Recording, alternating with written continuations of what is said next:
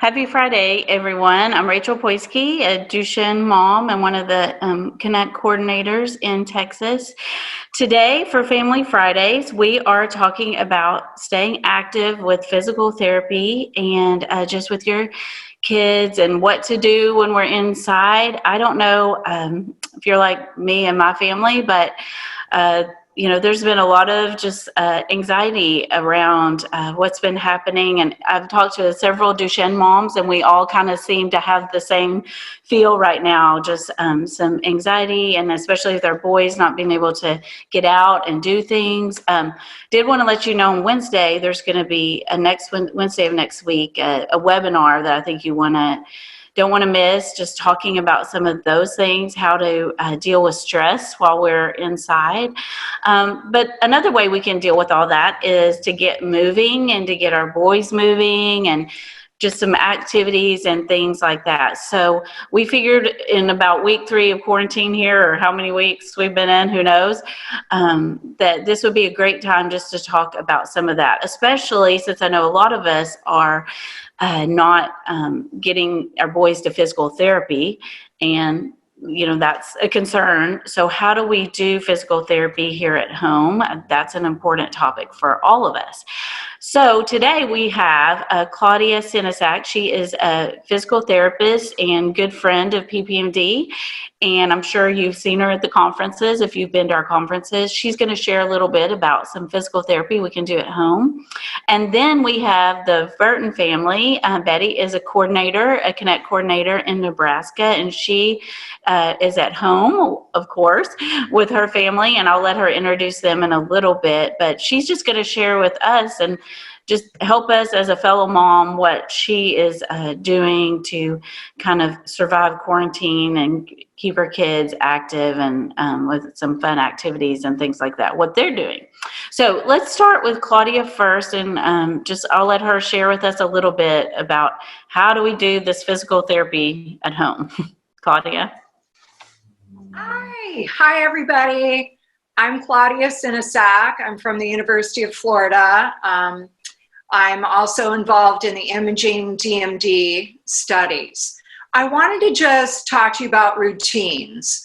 It's really easy to get out of your routine when things change all of a sudden, like they have with us being sort of self-quarantined and under stay-at-home orders. So I just wanted to remind you of some of those things that are still good things to do, even though you're not getting in to see your physical therapist.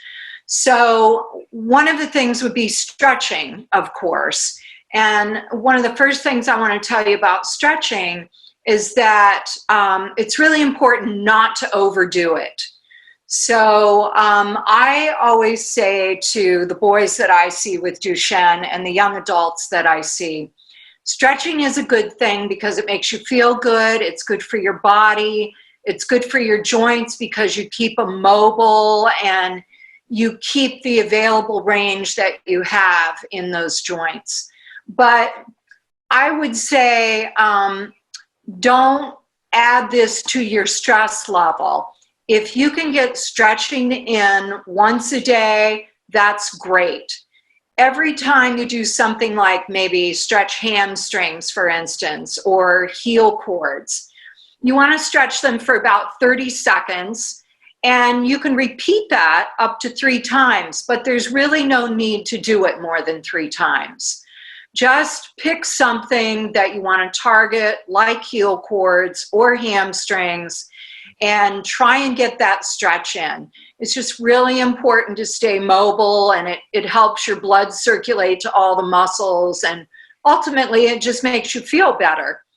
The other thing I wanted to mention is that a lot of us are doing a lot more sitting, and a lot of us are maybe sitting on the couch more than what we typically would, either watching movies or maybe you're doing gaming. And so I would just use some caution with that. If you're sitting on the couch, you want to make sure that you're well supported, that you're not slouching the entire time you're on the couch. It's just really important that you keep your back in a good alignment. And I totally get it. As an adult, sometimes I slouch on the couch. But you don't want to spend long periods of time in that kind of posture. So make sure you're moving around a lot. I know you're also trying to fit in some schoolwork as well. So hopefully throughout the day, you're changing your position from maybe being on the couch to maybe sitting in a chair, maybe sitting in your wheelchair or some other position that keeps you changing the position of your body. The other thing I want to say is there are some great hand stretching activities that you can do, just bringing your hands together and pushing them together, taking each finger and bending them back, taking your wrist, bending it down, bringing it up, practicing turning your hand palm up and practicing turning your hand palm down. Those are things that you can do while you're just sitting around either doing your schoolwork or watching a movie or whatever other family fun you might be doing, like playing games.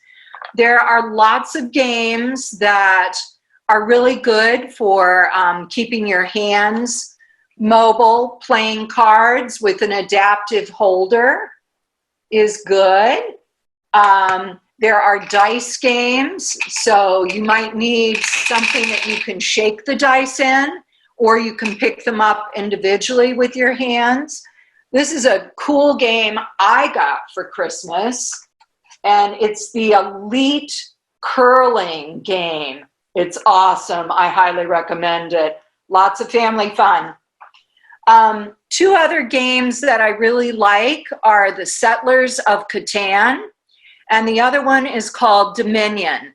And those are really thought-provoking games that are really good for family fun. So the other thing I'll leave you with, and then if you have any questions, get back to me, would be if you're wearing night braces, make sure you continue to do that. That's probably one of the most important stretches that you do because it maintains the ankle in a position for extended periods of time. And that seems to be effective. I get it. Take a night off. Nothing's going to happen if you take a night off. But being consistent and trying to get in multiple nights in a row is a good idea. So that's what I have for right now. Okay. Great. Thank you so much, Claudia. Those are some really good helps. I was going to mention something we do with the AFOs, because we're also struggling to do BiPAP right now too, is we, my son wears the AFOs whenever he's gaming and doing Xbox and things like that. So that's a good time also. So, you know, since you've got a lot more time to juggle with, maybe you can, if your kiddos having trouble with AFOs at night, maybe there's some alternative times you could at least get them on them, you know. That's what we've been doing. So now we're going to go to the Verton family and just let them share a little bit about how they're staying occupied and staying active during quarantine, and give us maybe some tips. So Betty, if you could share a little bit with us. Oh, and let me just say also, while they're sharing, be thinking about your questions for Claudia or for Betty, and you can send them in on the comments below. And after she finishes, we'll go into some question time. So please be thinking of your questions and send those in to us. Betty, thanks for sharing. All right, well, hello, everybody. My name's Betty. We live in Nebraska. I'm here with a majority of my family. My husband Jason's here. He's working from home during quarantine, so he jumped in with us here. And then we've got our three sons that all have Duchenne. They're going to introduce themselves. Oh, okay. My name's Max. Wait so they can start nothing. My name's Max. Max is 14. My name's Rowan. And he's 11. My name's Charlie, and I'm 9. And then we have little sister Mary here with us. And if you see a white tail walking back and forth, that's our dog Murphy. He's a very active part of the family here. That's Murphy right there. Okay. So Murphy. Oh, okay. So what we've been doing to stay active, I think what Claudia said about routine is really important. The first week, we really didn't have any routine, and it was rough. It was really rough. And so we kind of had a meeting, me and Jason, and we decided we've got to have routine, or this won't work. So we are keeping a bedtime. It's a little later than normal, but everybody's going to bed. And at night, that's when we stretch, all three boys, and we put their AFOs on. We haven't been perfect. It's not been every night, but even before quarantine, we were always, our family is 5 nights. So we do Sunday through Thursday night. They've always had Friday and Saturday off. And we've kept with that. They have negotiated a night or two with just one or the other. They'll say, let's just stretch tonight, no boots. That's usually what they want. And we call our AFOs boots, but we also had one night where they did boots and no stretching. So, but we've been pretty consistent with the stretching and the boots. Max here likes to take his off about an hour after he goes to bed. So a few nights or a few afternoons while he was watching YouTube, we just put him on the couch, and he kept him on for a couple of hours to get that extra stretching. So other than that, I mean, we're not going to physical therapy at all. We made that decision a few weeks ago, and then they actually closed the pool where the boys do pool therapy anyway, so it's not even an option for us. So we've been doing our best to stay active at home. We go on a walk every day. We take the dogs. The boys, of course, are in their chairs, but we're outside we go about 2 miles, and we're slow. It's about 45 minutes to go 2 miles, but we're outside the whole time, and I just think the fresh air has been really great for the boys. Like, I can tell they're getting cranky, and they're tired of schoolwork, and they're tired of each other. And after the walk, everybody's just refreshed and a little better, less arguing going on. Mm-hmm. Then we've done some game nights. We've been good Amazon customers, and because I'm not a big board game person, so we've never really had those around the house. But we ordered. What did we order? Monopoly. Monopoly. Guess Who? Sorry. And so we've had a few game nights, and Jumanji. Yep, we played Jumanji. So we've done that a couple of nights. We've also ordered some puzzles, like 1,000-piece jigsaw puzzles. We've been putting those together, and I think that's been really good for the boys' hands. And then we've done what? Cards. Oh, yes. On the days when it's too cold, like yesterday, it was like freezing rain, so we went for a car ride. We just loaded up and we drove around town for like half an hour, but we got out, and we actually drove by a respite provider's house and honked the horn, and he came out to his porch and waved, so we felt like we socialized a little, and that was helpful. It got everybody's spirits up. And then the littler kids, Charlie can still get up and off the ground, up and down pretty easily. So he's done some sidewalk chalk with Mary. We've hung some hearts in the window. We have a local nursing home that they're taking their residents out for car rides, and they asked that everybody put a heart in their window, and then the residents look for those hearts while they're on their car ride. So we've got some hearts hanging in the window that the kids have put together. And we just ordered some finger paint. We're going to do a stained glass window paint today on the front door. So we're just being creative. We've been on Pinterest. And Charlie, the 9-year-old, he likes lists. So on the weekend, sometimes he puts a list of things that he'd like to try for the week. And so we go back to that list if we run out of ideas. That's what we've done. So, yeah. Great. I went to a movie yesterday. Oh, those are some great ideas. Thank you, Averton family. I think those are all things we can do, and just the getting creative and the board games and getting outside. That's so important. I think a big struggle, and this is kind of a question I have for Claudia, is something I sensed is the kids, because they can't do the swimming, because they can't do some of the other things, they're just not getting a lot of sensory kind of experiences. And is there, just Claudia, some things you could tell us that would be good, just sensory type things that might help them during this time when they're not doing some of their other things like physical therapy and aqua therapy and things like that? I think that there are some really cool sensory things that you could do and make it kind of family fun at the same time. We've taken things like maybe a laundry basket, and you put maybe a towel over the top of it so you can't see inside the basket. Everyone has their shoes and socks off.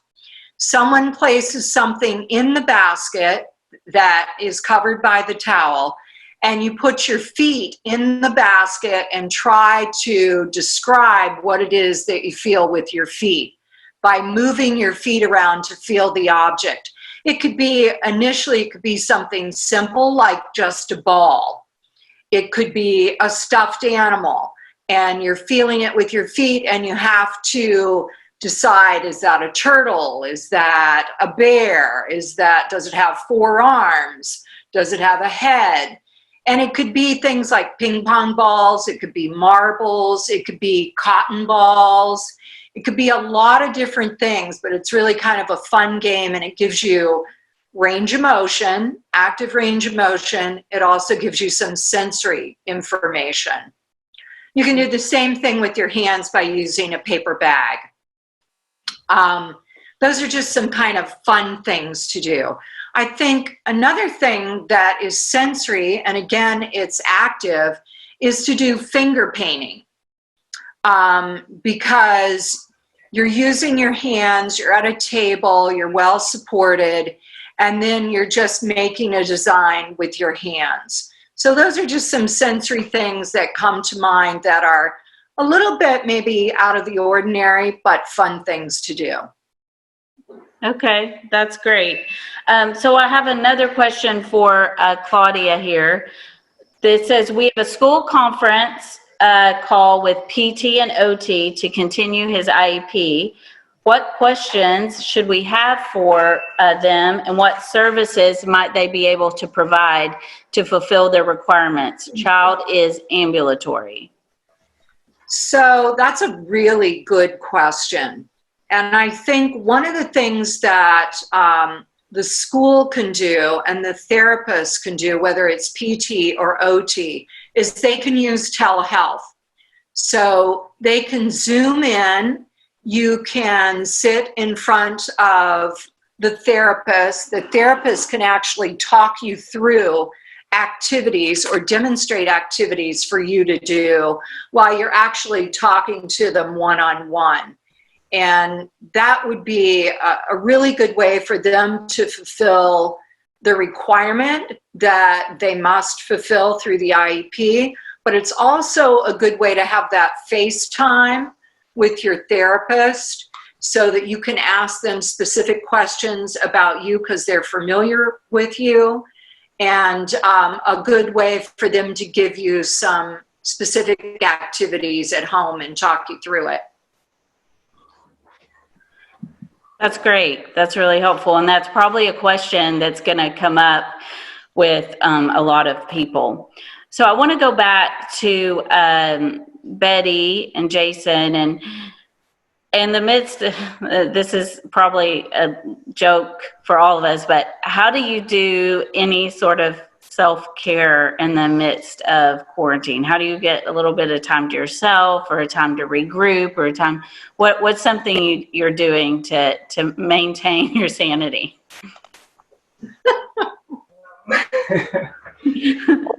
So I keep telling, like, my life hasn't changed a whole lot because I'm an introvert and a stay-at-home mom, so I didn't go out a lot anyways. The difference is everybody's here and I'm not giving any alone time. So I just have told the kids that, like, we're not starting schoolwork until mom's worked out. Like, so I'm doing yoga on an app, and then some mornings I'm doing a workout with some dumbbells, but I'm pretty like adamant, like, fine, you can start schoolwork, but you're not getting any help from me until I've had my workout.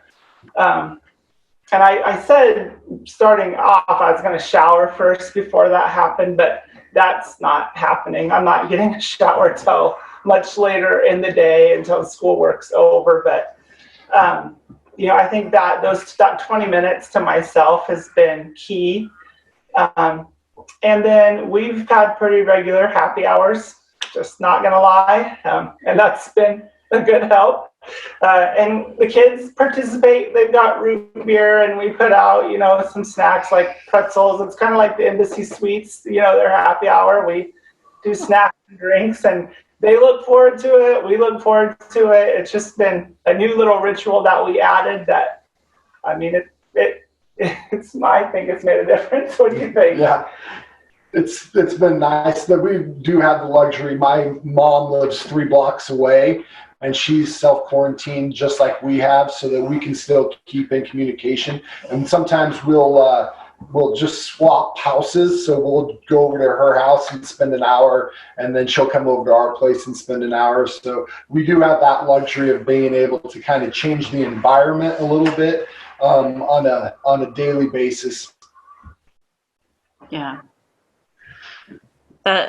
That's great. Those are some helpful tips, and even I think we have some friends who said, "Hey, let's Zoom tonight for happy hour, and we'll go out on our back porch, and you go out on your back porch, and we can just have some time together." So try to think about that too. I know we're using Zoom for work and for school, but just to connect too, maybe with your friends and that type of thing. So one thing I wanted to ask Claudia is, and just remind you, keep sending if you have some questions. A question I had is, in the absence of not having physical therapy right now, and I know we'll do stretching and things like that, but what about doing yoga with the boys? Is there any site, YouTube, or anything you could recommend, just where we could maybe even do a little bit of yoga with them? And that, what do you think about that? Is that a good idea? I think it's a great idea, and I was thinking about that when Betty was talking about her doing her yoga. And of course, I wouldn't change that, Betty. You need that time. But I think in addition to that, there are some YouTube channels that have kids yoga. And the kids might need a little bit of assistance with some of those things, but they're really good, just gentle stretching, just moving around, and maybe exercising in a different way than what you've been doing with your physical therapist. The other thing I wanted to add was, and since we're talking about yoga, breathing is a big part of yoga.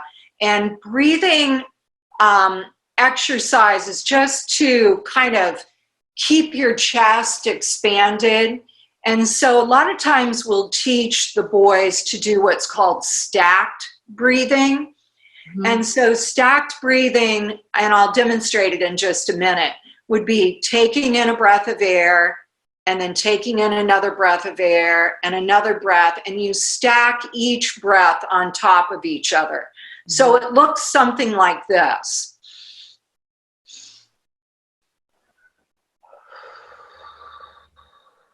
And then you blow it all out with your lips kind of pursed. And that pursed lips creates kind of a backflow that helps to open up the little air sacs in your lungs. So doing that a couple of times a day is just a good way to make sure you're getting good air in and blowing air out. And that kind of goes with the yoga exercises, that breathing does play a big role with that.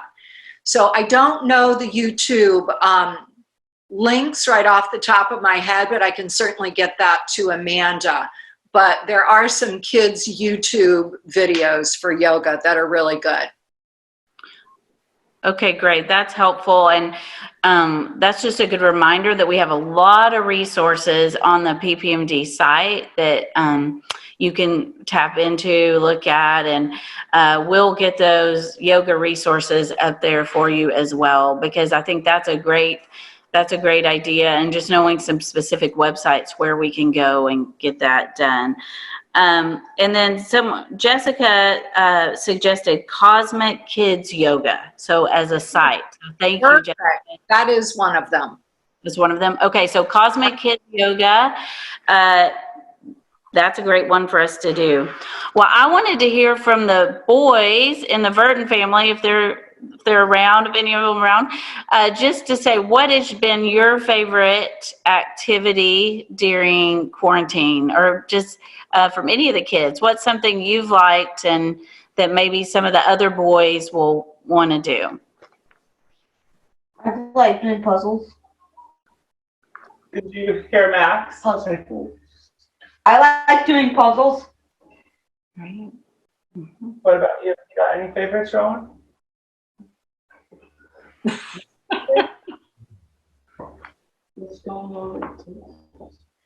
He likes going over to his grandma's house.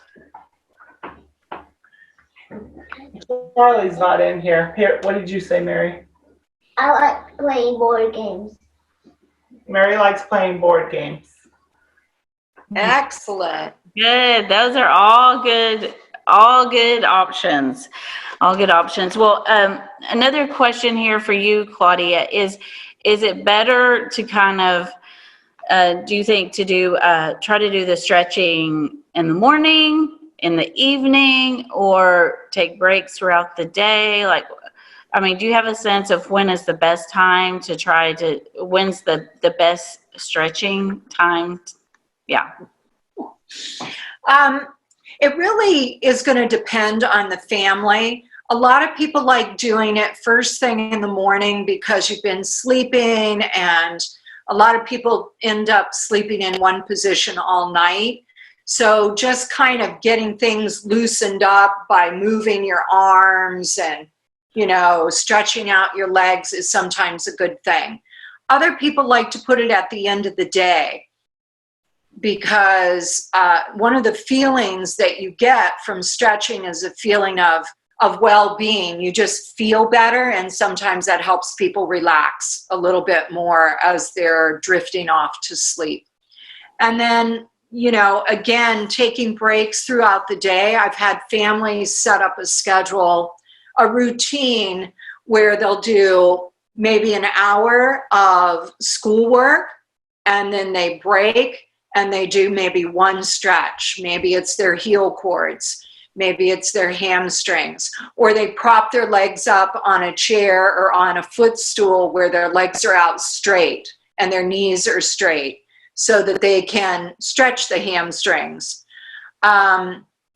And so they're breaking their day up where they're doing some schoolwork, and then they're doing some stretching, or they're going outside. Like our family suggested today. I love that you just got in the car and drove around just for a change of environment. So I think it's just really going to depend on the family, but the important thing is to have the routine and to stick with it. Mm-hmm.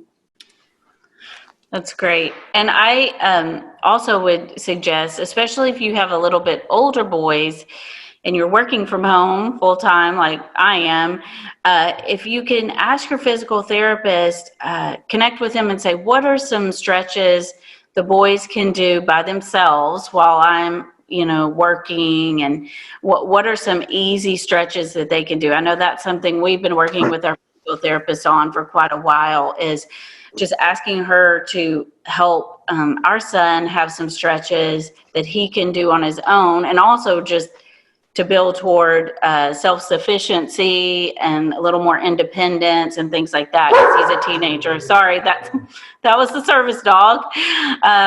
Anyway, so just encourage you all to be in communication with your physical therapist about some things that you can do at home. I want to now, I think we're kind of at the end of our questions. So what I want to now to do is just to talk to you a little bit about another way to be active, the Duchenne Daily20. And we want to put that slide up. Again, we talked about it last week. It's spend 20 minutes a day doing something active with your family. Take a photo or video, and don't forget to do the hashtag DuchenneDaily20. Share it on social media. You know, like I said, I've said every Friday, we've got to keep moving forward on research. We've got to keep funding this and fundraising because we still need a cure. We need that to not stop, that research, while we're fighting coronavirus. So a lot of our fundraisers have had to be put on hold or rescheduled and that kind of thing. So this is something we can do while we're inside. So I want to encourage you to be part of the Duchenne Daily20. And we have a couple of videos of some families who've been doing it. So let's look at those and just see what they're doing, what they've sent in.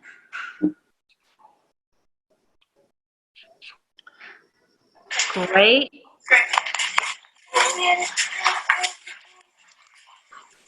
It's on an automatic treadmill. Yeah, so the Calendary family. And then we've got Kathy Kennett's grandchildren. Walker, we made a bowling game. First, you get some cones or some cups, and then you use a ball, and then you have to be at least 5 steps away, and they bowl. And then you can keep the scoreboard on a piece of paper or in a writing book. Now, Piper is going to show you how to do it. 1, 2, 3, 4, 5. Then you bowl.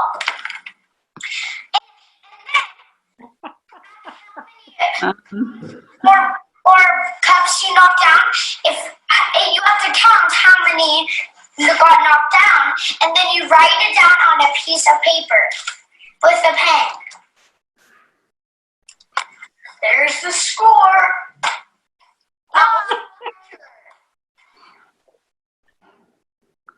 Okay, that's great. My name is.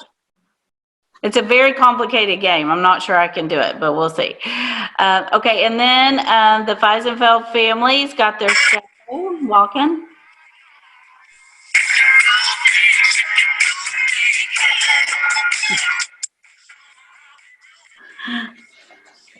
Perfect. So that's great.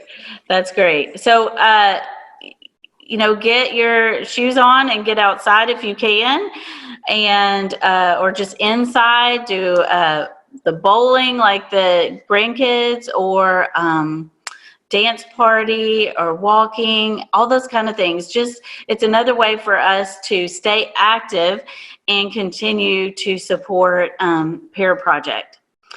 Well, thank you all so much for joining us for Family Fridays. We won't be back this Friday, but we will be back the following.